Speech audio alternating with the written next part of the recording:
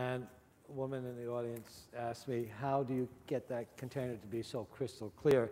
And one woman in the audience just shouted out that she takes her husband's 2 tablets of Polident, throws them in there, and the next day they're crystal clear. But I love how she said it was her husband's, because in Palm Beach, men get old. Yeah. That's fun. The best product to use, you should use to clean your vases is just like Comet or any of the scrubbing bleach. It really makes the vases sparkle. And even the containers, even when you cut flowers from your garden and you cut them and put them into a container, that container should really be cleaned also with Clorox or something like that, and that really makes it crystal clear. Because again, like Remco says, bacteria starts right away. And one thing I forgot, I should mention that through the generosity of Lyle Atchison Wallace, we are here. When her and her husband, DeWitt Wallace, co-founded Reader's Digest many years ago, she was a great trustee of the museum. And she's the one that had this vision. Actually, it was Thomas Hovind had this vision of fresh flowers in the Great Hall, the whole plaza to be reconstructed from 80th Street to 84th Street, fountains, the trees, the flagpoles, and the whole Great Hall to be redone.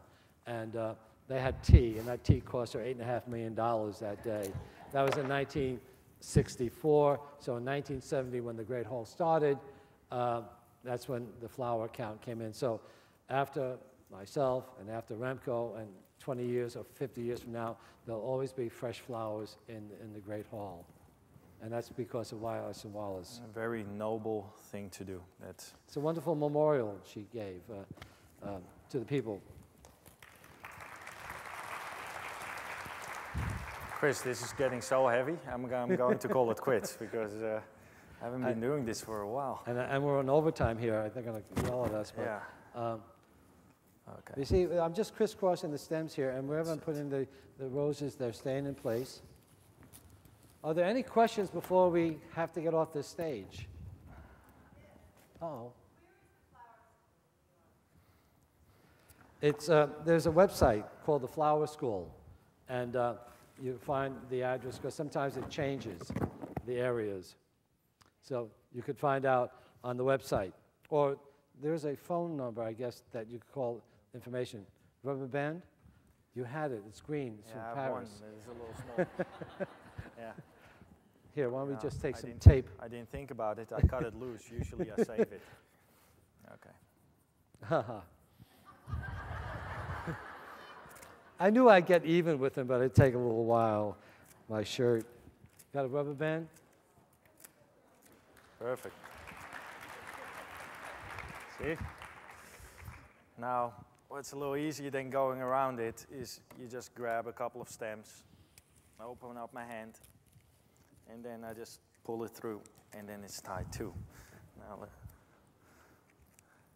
saves you a lot of frustration. Okay. And now cut the bottom of the stem. Here's the bouquet. I think it looks beautiful.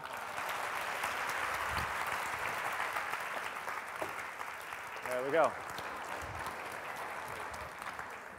I think we have to say our goodbyes. It's in balance, so it's a good bouquet. For who is this, Chris?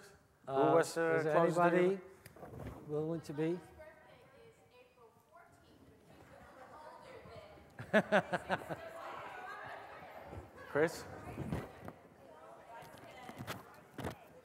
Today? Okay, well then this bouquet is yours. You want to come pick it up?